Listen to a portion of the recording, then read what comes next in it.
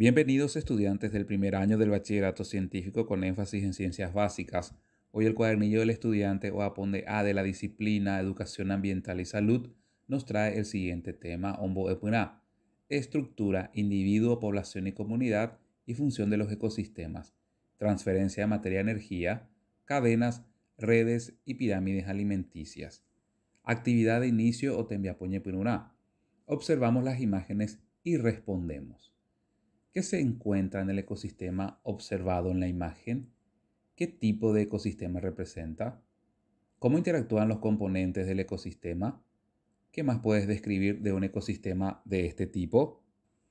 Después de responder a las preguntas, pasamos a la información básica o Maranducuapuna. El ecosistema es considerado un nivel de organización dentro de los diversos niveles ecológicos que se pueden reconocer. Estos niveles son desde los más pequeños: individuo, población, comunidad, ecosistema, bioma y biosfera. El individuo es un ser único e indivisible con vida propia, es decir, un organismo unicelular o pluricelular capaz de sobrevivir por sí mismo en un ambiente determinado. La población es un conjunto de individuos de la misma especie, conjunto de individuos de características similares capaces de cruzarse entre sí, dejando descendencia fértil, que viven en un mismo hábitat y en un tiempo dado.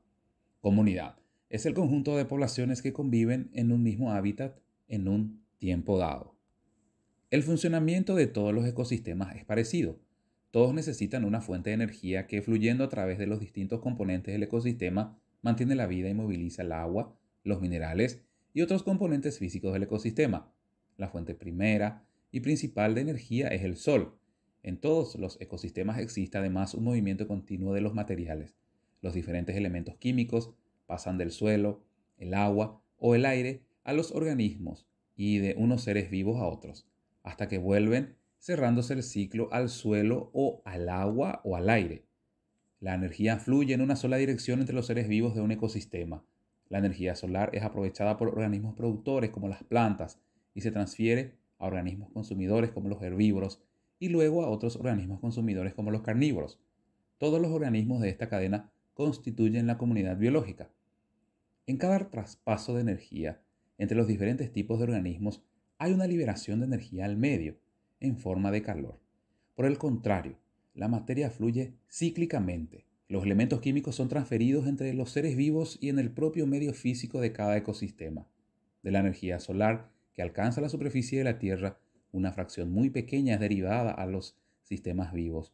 Aun cuando la luz caiga en una zona con vegetación abundante, como en la selva, en un maizal o en un pantano, solo aproximadamente entre el 1% y el 3% de esa luz, calculado sobre una base anual, se usa en la fotosíntesis. Aún así, una fracción tan pequeña como esta puede dar como resultado la producción a partir de dióxido de carbono, el agua y unos pocos minerales de varios millares de gramos, en peso seco, de materia orgánica por año en un solo metro cuadrado de campo o de bosque, un total de aproximadamente 120.000 millones de toneladas métricas de materia orgánica por año en todo el mundo.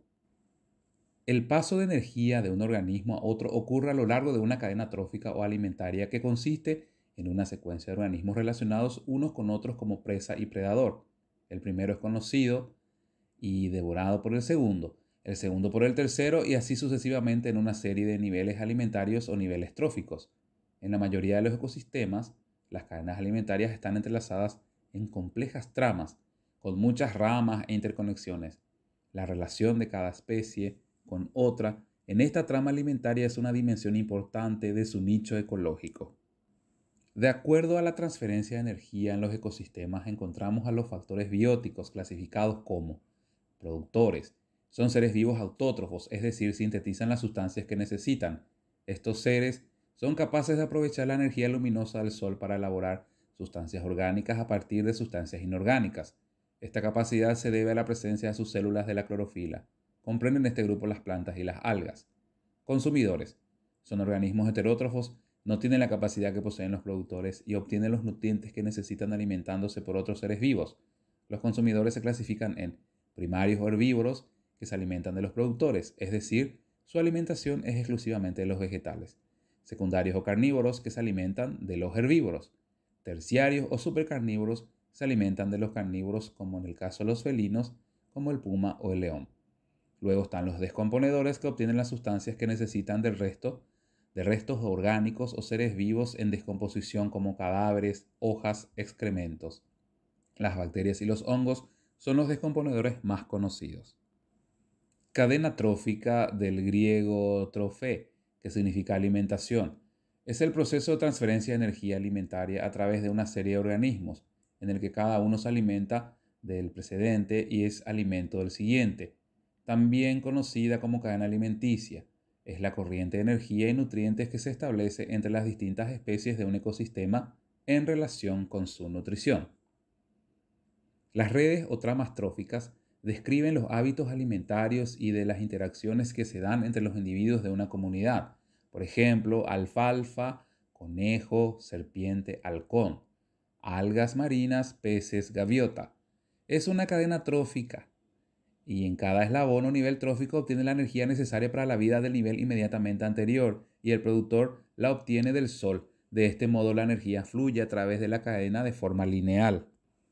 En este flujo de energía se produce una gran pérdida de la misma en cada traspaso de un eslabón a otro, por lo cual un nivel de consumidor alto, ejemplo consumidor terciario, recibirá menos energía que uno bajo como el consumidor primario.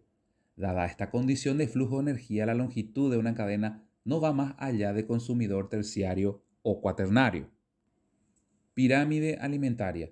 Es la forma de representar los niveles tróficos o redes alimentarias que se establecen en un ecosistema, por medio de rectángulos encimados, estableciendo una pirámide.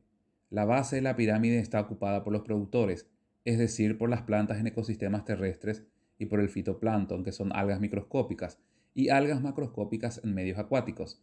En el segundo eslabón superior están los consumidores primarios, o sea, animales herbívoros como vacas, ovejas, orugas, llamas, jirafas, conejos. El tercer nivel lo ocupan los consumidores secundarios, y así sucesivamente hasta llegar al eslabón más alto, donde se ubican los carroñeros y grandes predadores como el cóndor y el ser humano. Una pirámide trófica tendrá tantos escalones o rectángulos como niveles tróficos o eslabones. Tenga una cadena alimentaria determinada. Brinda información sobre la transferencia de biomasa de una comunidad hasta llegar al último escalón trófico.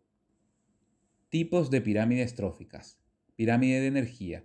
La energía tiene un flujo a través de los componentes de la cadena trófica de manera predecible, desde su captura por los productores en forma de energía luminosa proveniente del sol y transferencia por los niveles siguientes, registrándose una disposición o pérdida en el paso de un nivel a otro en forma de calor, material no consumido y material no digerido. Pirámide de biomasa son la representación de la cantidad de materia viva presente en cada nivel trófico. Pirámide de números representa la cantidad de individuos que se encuentran en el ecosistema, que pertenecen al mismo nivel trófico por unidad de superficie o volumen. A continuación te presento las actividades. 1. Responde a las siguientes preguntas. Ambos ovai con A por anducuera. ¿Cómo está constituida la estructura de un ecosistema?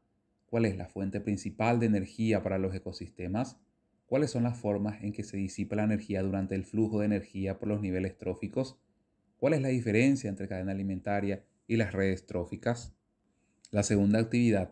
Pareo la columna A de los términos con los conceptos ubicados en la columna B. La tercera actividad. Completo el cuadro con la descripción de las características de los componentes bióticos según su definición: productores, consumidores y descomponedores. Y el último ejercicio. Elabora un esquema sobre los componentes bióticos del ecosistema de acuerdo a la transferencia de energía. De esta manera culminamos esta clase de educación ambiental y salud.